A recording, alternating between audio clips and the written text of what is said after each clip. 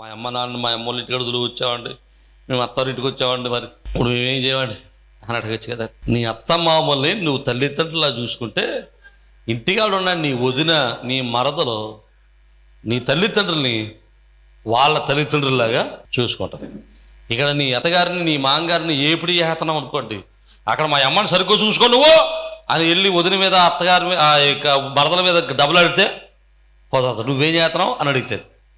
దేవునికి స్తోత్రం. కనుక అత్తమామలు కూడా నీ తల్లిదండ్రులాగా గౌరవించాలి. అలాగని కన్న తల్లిదండ్రులు వదిలేయమని నా ఉద్దేశం కాదు, కానీ వారి పట్ల కూడా తగినటువంటి ప్రేమను నువ్వు చూపించాలి. ఇక మూడో విషయాన్ని మనం జ్ఞాపకం చేసుకుందాం.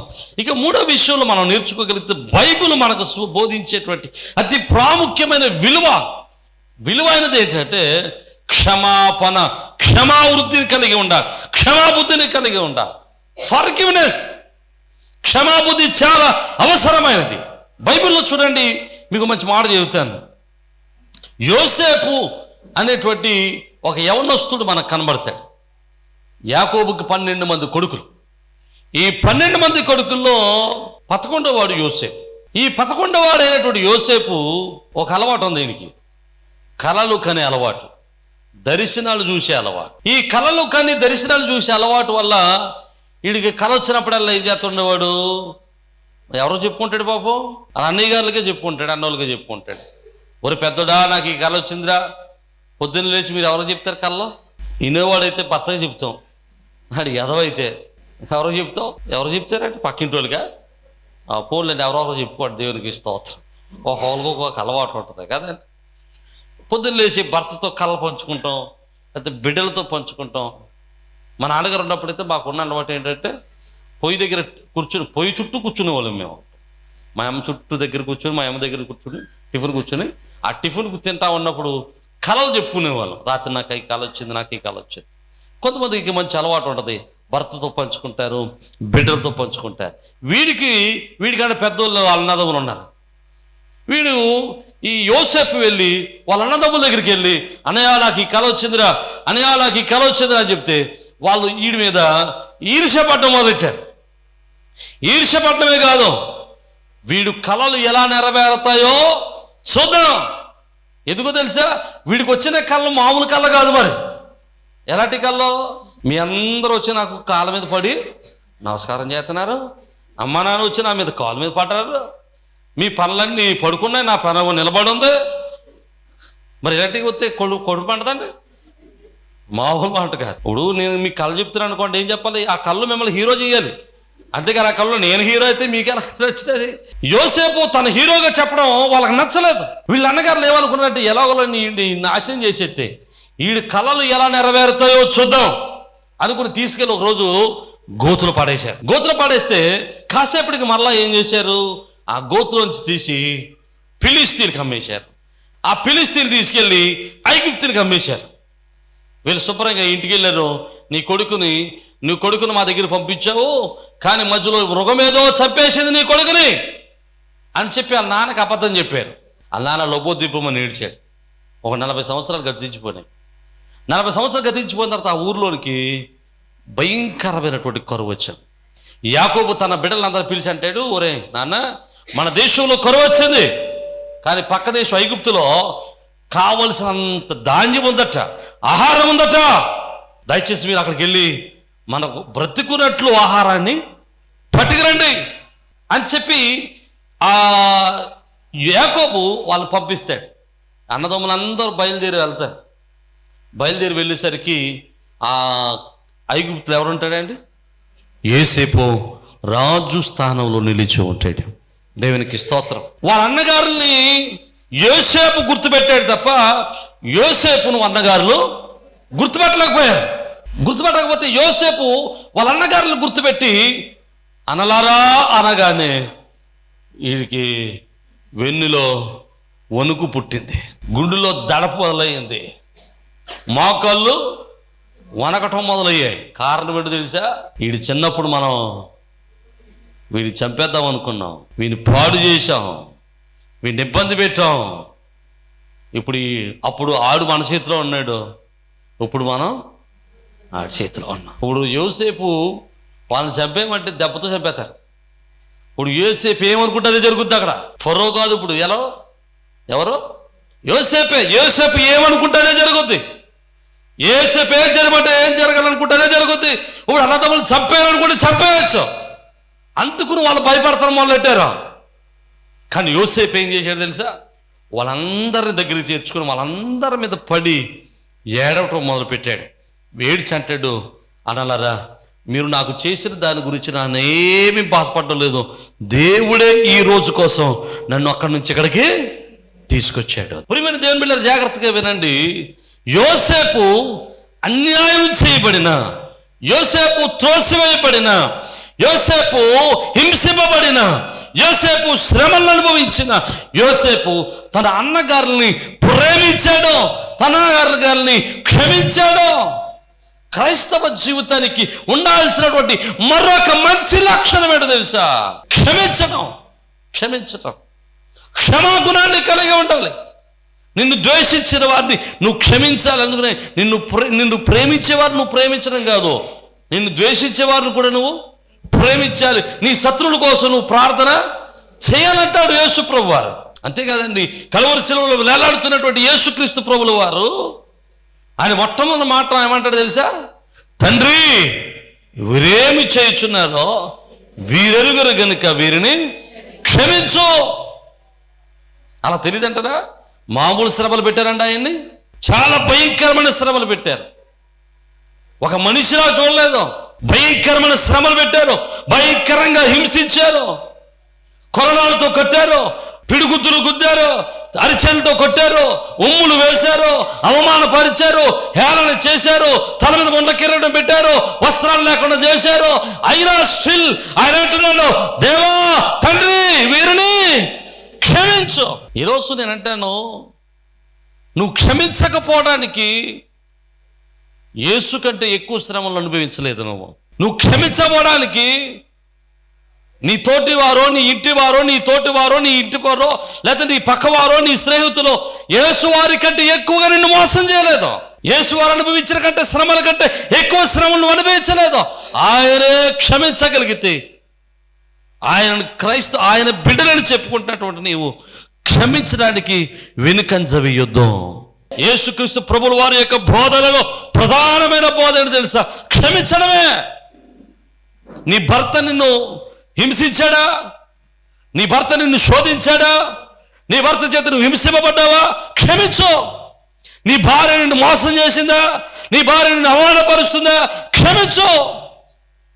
నీ ఇంటి వారు, నీ అన్నదమ్ములు నిన్ను అవమానపరిచారా? నిన్ను ఈడ్చారా? నిన్ను హేళన చేశారా? 10 మందిలో నిలబెట్టారా? నిన్ను అవమానకరమైన మాటలు మాట్లాడారా? క్షమించు. నీ తోటి వారు నిన్ను హేళన చేశారా? క్షమించు. క్షమించడం అంటే మాటలేం కాదండి. హలో, క్షమించడం అంటే మాటలు కాదు, ఒకరోజు పని కాదు, అది జీవితకాలం పని. అది ఎలాగో చెప్పరా? ఒక వ్యక్తి నాకు వ్యతిరేకంగా ఏదైనా పని చేశాడు అనుకోండి, ఆ వ్యక్తి కనబడినప్పుడల్లా గుర్తొస్తుంది రాదా? షోష్ పెట్టుకుంటుంది పెడుతుంది. ఆడు కనబడినప్పుడల్లా గుర్తొస్తుంది. అది గుర్తొచ్చినప్పుడల్లా చేయాల్సిన పని ఏంటో తెలుసా? యా కమిషన్ వెళ్ళు, రేపు చెప్తాను నీ పని అంటే కుదరదు. వాక్యం ఏం చెప్తుందో తెలుసా? వాడు కనబడినప్పుడల్లా ఏడిచేటారు, క్షమించాను నిన్ను పో అవతల కనాలి. అది మామూలు విషయం ఏం కాదు. నువ్వు క్షమించడమే, క్షమిస్తూ ఉండడమే, క్షమాగుణాన్ని కలిగి ఉండటమే. క్షమించగలిగితే, క్షమించే మనస్సు నీకుంటే, క్షమించే ఆలోచన నీలో ఉంటే, నీవు క్రీస్తు స్వరూప్యంలోనికి మార్చబడగలుగుతావు. క్రైస్తవ కుటుంబము కట్టబడవలసినటువంటి మరొక పునాది ఏంటంటే క్షమా హృదయం. మొట్టమొదటిది దేవునికి ప్రాధాన్యత ఇవ్వాలి. రెండవది తల్లిదండ్రులను సన్మానించాలి. మూడవది క్షమాగుణాన్ని కలిగి ఉండాలి. ఇక నాలుగవది మీకు జ్ఞాపకం చేస్తాను, చక్కని ఆతిథ్యం ఇచ్చే కుటుంబం అయి ఉండాలి. దేవునికి స్తోత్రం. హెబ్రీయులకు రాసినటువంటి పత్రిక 13వ అధ్యాయం 1వ వచనాన్ని చదువుదాం చూడండి. సహోదర ప్రేమ నిలువరముగా ఉండనీయుడి, ఆతిథ్యము చేయ మరిచిపోవద్దు. దాని వలన కొందరు తెలియకుండానే దేవదూతలకు ఆతిథ్యం ఇచ్చిరి. దేవునికి స్తోత్రం చెబుదాం. హల్లెలూయా. వాక్యంలో అపోస్తలుడైన పౌలు ద్వారా ప్రభువారు సెలవిస్తున్న మాట ఏంటో తెలుసా? నువ్వు ఆతిథ్యం ఇవ్వడం మర్చిపోవద్దు. ఆతిథ్యం ఇవ్వడం అంటే ఇంటికి వచ్చిన వారిని చేర్చుకోవటం. బైబిల్లో మనం చూస్తే కొన్ని ఉదాహరణలు చెబుతాను మీకు. అబ్రహాము ఆదికాండం 18వ అధ్యాయంలో మమ్రే గృహం దగ్గర, సింధూర వనం దగ్గర గుడారం వేసుకుని ఉన్నప్పుడు ముగ్గురు దేవదూతలు, ముగ్గురు వ్యక్తులు రోడ్డు మీద కనబడతారు. పరిగెత్తుకుంటూ వెళ్ళి, అయ్యలారా నా ఇంటి దగ్గర భోజనం చేయడానికి రండి అన్నాడు. ఆ ముగ్గురు ఇంటికి వచ్చారు.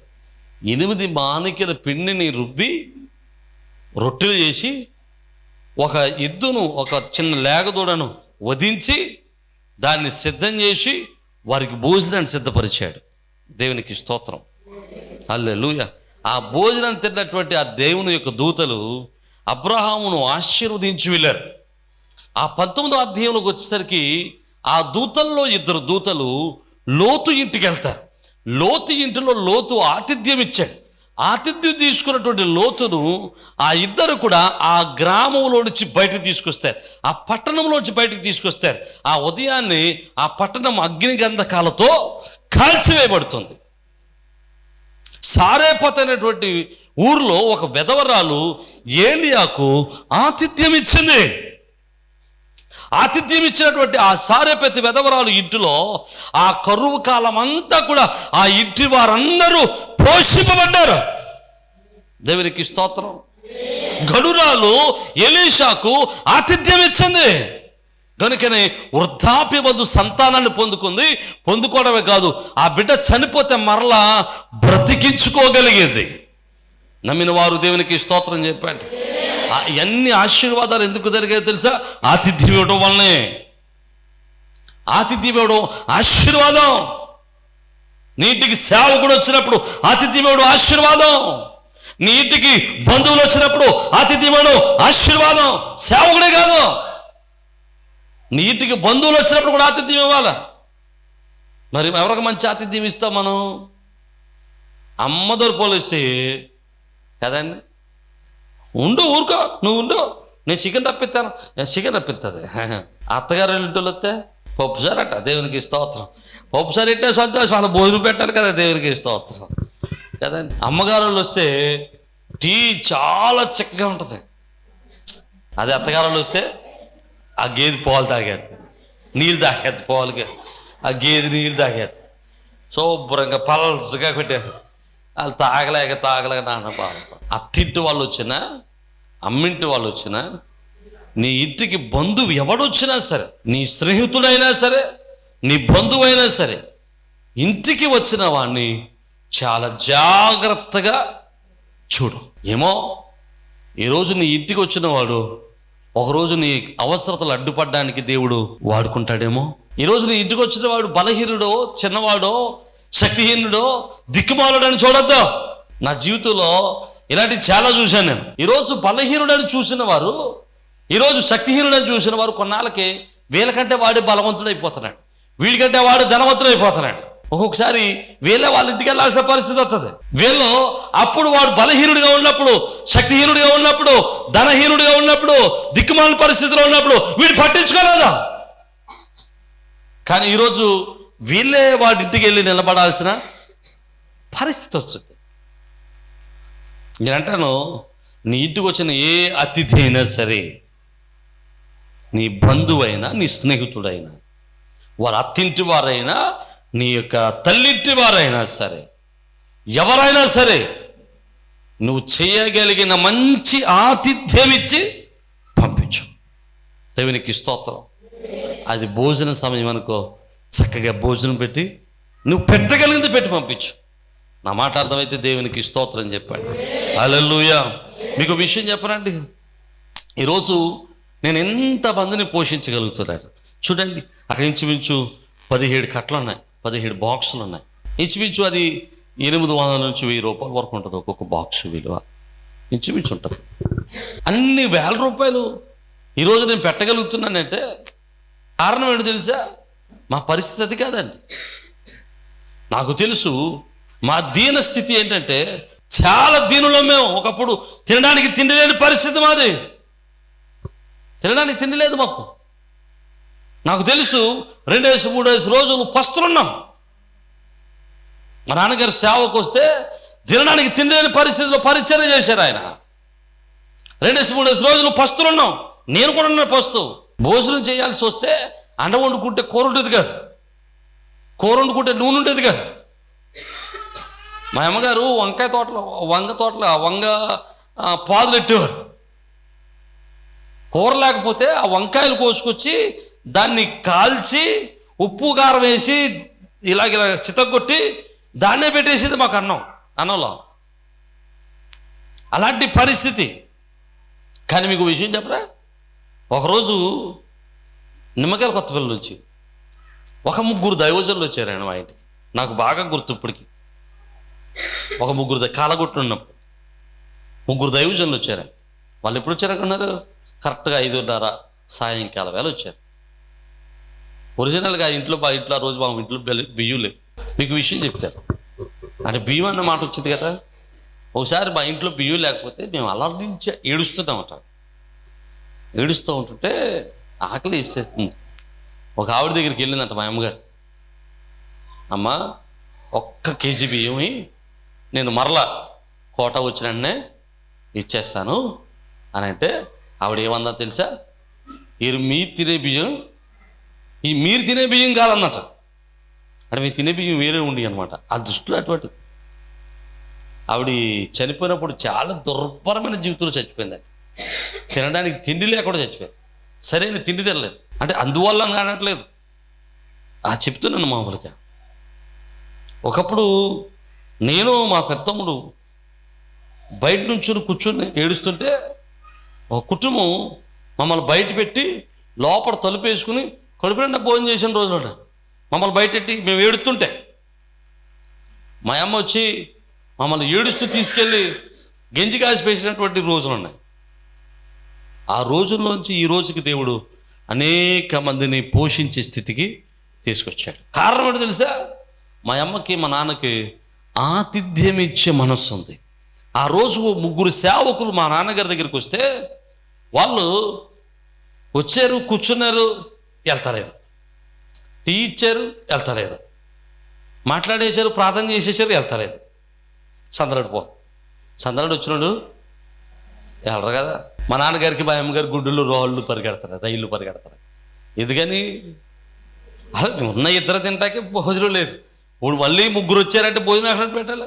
అలాంటి పరిస్థితిలో మా నాన్నగారు మొత్తం మీద బయటికి ఎక్కడికి వెళ్ళి బియ్యం తెచ్చి పప్పుసారి కాసి కోడిగుడ్లు అరుగు తెచ్చి మొత్తం మీద ఆ రోజు భోజనం పెట్టారు.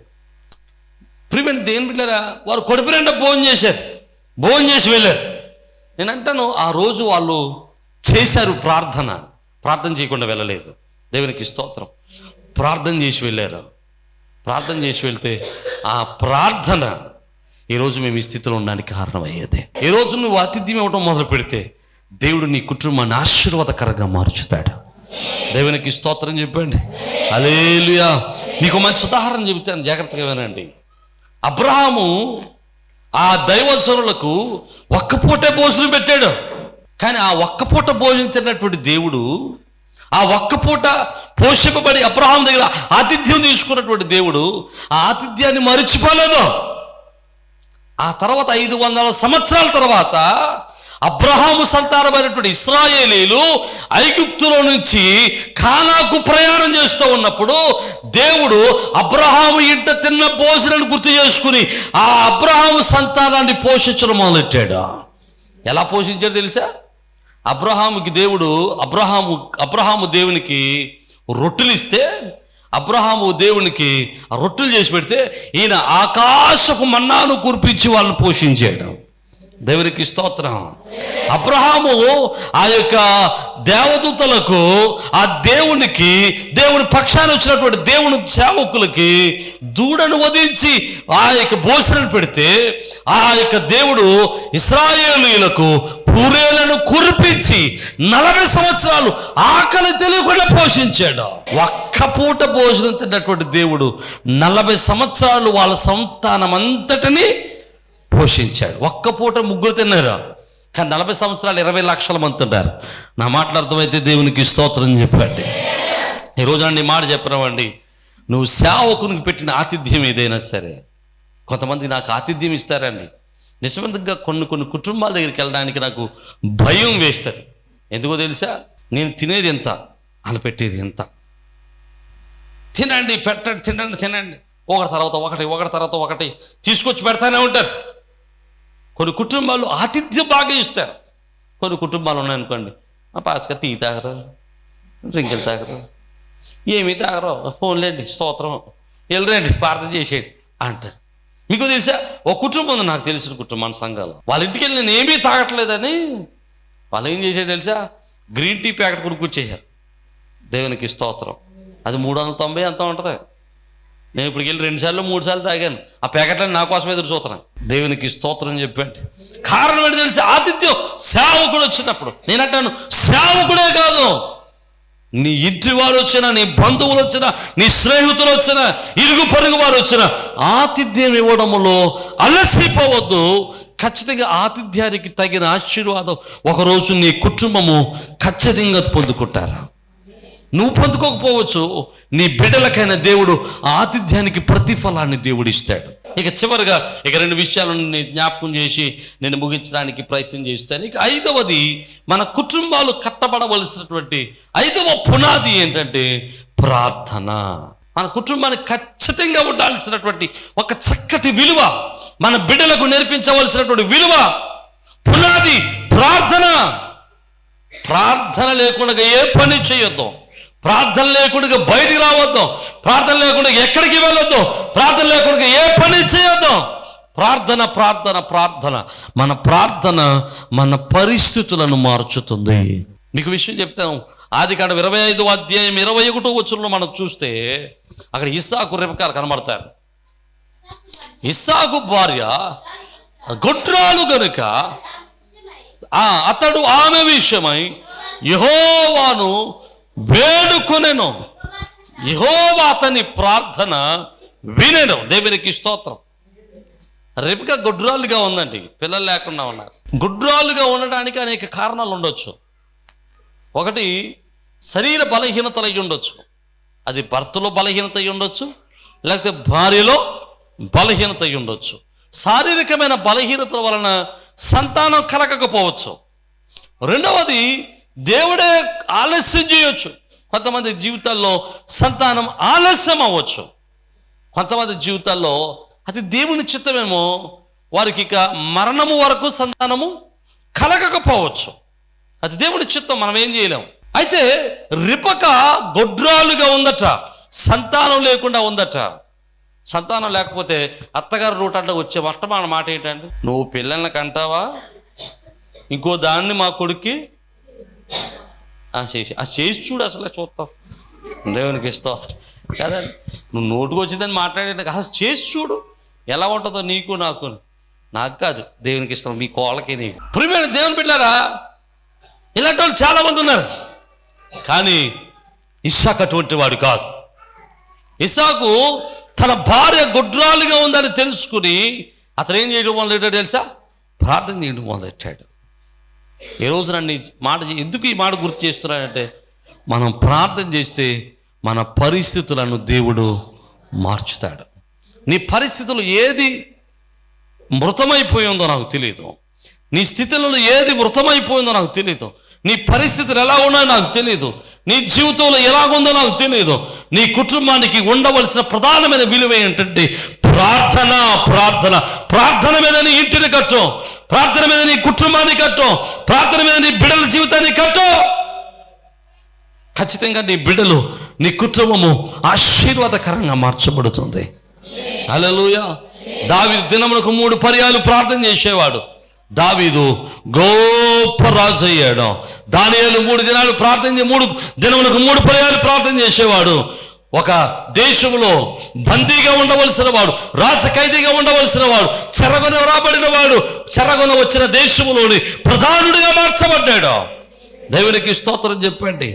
ఈరోజు ప్రార్థన నీ పరిస్థితిని మార్చగలుగుతుంది.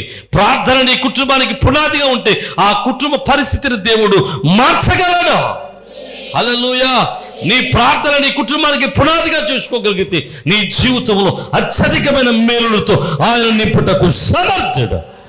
నమ్మిన వారు బిగ్గరగా దేవునికి స్తోత్రం చెబుదాం. హల్లెలూయా. ఇక 6వది మనం చూస్తే విధేయత. ఎవరికి విధేయత చూపించాలి? పిల్లలు తల్లిదండ్రులకు విధేయులై ఉండాలి. గుర్తుపెట్టుకోండి. ఇంట్లో యజమానుడు దేవునికి విధేయుడై ఉండాలి. గుర్తుపెట్టుకోండి. ఇంట్లో యజమానురాళ్ళు తన యజమానుడికి విధేయురాలై ఉండాలి. ఆ పిల్లలు యజమానుడికి యజమానురాళ్ళకి విధేయులై ఉండాలి. సంఘము సేవకునికి విధేయులై ఉండాలి. దేవునికి స్తోత్రం. విధేయత మన కుటుంబానికి ఒక పునాదిగా ఉంటే ఆ కుటుంబము రూతు నయోమి కుటుంబం ఆశీర్వదింపబడినట్లుగా ఆశీర్వదింపబడతారు. చూడండి, ఇస్సాకు తన తండ్రికి విధేయుడయ్యాడు. నేను చంపేస్తాను, నువ్వే బలి పశువు, నువ్వే బలి గొర్రె అనగానే ఇస్సాకు తన తండ్రిని లాగిపెట్టి కొడితే చచ్చిపోతాడు, ఎవనొస్తాడు. కానీ ఇస్సాకు ఏమన్నాడు తెలుసా? నాయన నీ ఇష్టం, నువ్వేం చెప్తాది. ఆ తండ్రి మాటకు విధేయుడయ్యాడు కనుక ఇస్సాకును ఆశీర్వాదకరంగా దేవుడు మార్చాడు. రూతు నయోమికి విధేయురాలయ్యింది కనుకనే నయోమి యేసుకు తల్లి కాపాడిద్ది. నా మీరు హల్లెలూయా. ఈరోజు నా జీవితం నా మాట మీరు అర్థం చేసుకోవడానికి ప్రయత్నం చేయండి. విధేయత మన కుటుంబానికి ఒక పునాదిగా ఉండాలి. దేవునికి విధేయత చూపించడంలో మనమే పునాదులుగా ఉండాలి. మన బిడ్డలకు విధేయత నేర్పించిన వారముగా ఉండాలి. 6 విషయాలు మనం నేర్చుకున్నాం. 6 విషయాలు. 1, మన కుటుంబాన్ని కట్టుకోవలసిన పునాదుల్లో మొదటి పునాది దేవునికి ప్రాధాన్యత ఇవ్వాలి. మొదటి ప్రాధాన్యత దేవుడు. 2వది నీ తల్లిదండ్రులను సన్మానించాలి. ఈ పునాది మీద మన బిడ్డల జీవితాలు కట్టాలి. 3వది క్షమాగుణాన్ని కలిగి ఉండాలి. ఈ పునాది మీద మన కుటుంబాన్ని కట్టుకోవాలి. 4వది ఆతిథ్యం ఇవ్వడం నేర్చుకోవాలి. 5వది ప్రార్థన కలిగి ఉండాలి. 6వది విధేయత. ఈ 6 పునాదుల మీద, 6 స్తంభాల మీద మన కుటుంబాన్ని కట్టుకోగలిగితే ఆ కుటుంబము దేవుని కృపను పొందుకున్న కుటుంబంగా ఉంటుంది. దేవుని మహిమ చేత నింపబడిన కుటుంబంగా ఉంటుంది. ఆశీర్వదింపబడిన కుటుంబంగా ఉంటుంది. దేవుని కృప చేత నడిపించబడిన కుటుంబంగా ఉంటుంది. దేవుని మహిమను చూసే కుటుంబంగా ఉంటుంది. ఆ కుటుంబం విరజిల్లుతుంది, ఆశీర్వదింపబడుతుంది, బలపరచబడుతుంది, స్థిరపరచబడుతుంది. అటువంటి కుటుంబంగా మన కుటుంబాలు నిలబడును గాక. కళ్ళ వంచండి, ప్రార్థన చేద్దాం. ఒక్క నిమిషం మన హృదయాలు తెరిద్దాం. ఏ విలువల మీద మన కుటుంబాన్ని కట్టుకుంటున్నాం? ఏ యొక్క పునాదుల మీద మన కుటుంబాన్ని కడతా ఉన్నాం? లోకాలోచనల మీద మన కుటుంబాన్ని కడుతున్నావా? లేకపోతే దేవుని యొక్క వాక్యం మీద మన కుటుంబాన్ని కడుతున్నావా? నీ జీవితంలో దేవునికి ప్రాధాన్యత ఇస్తున్నావా? ఈరోజు దేవునికి ప్రాధాన్యత ఇస్తే దేవుడు నీ కుటుంబానికి ప్రాధాన్యత ఇస్తాడు. ప్రార్థన చేద్దాం. అయ్యా, మేము నేర్చుకున్నటువంటి ఈ విలువలలో మా కుటుంబాన్ని కట్టుకునే ధన్యత మాకు దయచేయండి. మా బ్రతుకులు కట్టుకునే ధన్యత దయచేయండి. మా గృహాన్ని కట్టుకునే ధన్యత మాకు దయచేయండి. నీ కృప చేత బలపరచండి ప్రభువా. ఇగో తండ్రి, వాక్య విలువైన ప్రతి బిడ్డను మీ చేతులకు అప్పగిస్తున్నాను. ఆయన నీ దయ చేత నడిపించండి, నీ కృప చేత నడిపించండి, నీ మహిమలో బలపరచండి నాయన. అయా, నీ అభిషేకం ఇవ్వండి ప్రభువా. అయా, యువతని వారి కుటుంబాలు దీవెనకరంగా మార్చబడును గాక, దీవెనకరంగా మార్చబడును గాక, ఆశీర్వాదకరంగా మార్చబడును గాక. వారి కుటుంబాలు సమృద్ధితో నింపబడును గాక. అయా యువతండ్రి, క్రైస్తవ విలువలు కలిగిన కుటుంబాలుగా మా కుటుంబాలు మేము కట్టుకుంటూ నీ కృపలో బలపరచబడడానికి సహాయం చేయమని సమస్తాన్ని మీ చేతులకు అప్పగిస్తూ యేసు పరిశుద్ధ నామం బట్టి మేము స్తుతించి వేడుకొనుచున్నాము మా పరమ తండ్రి. ఆమేన్. అందరికీ షలోమ్.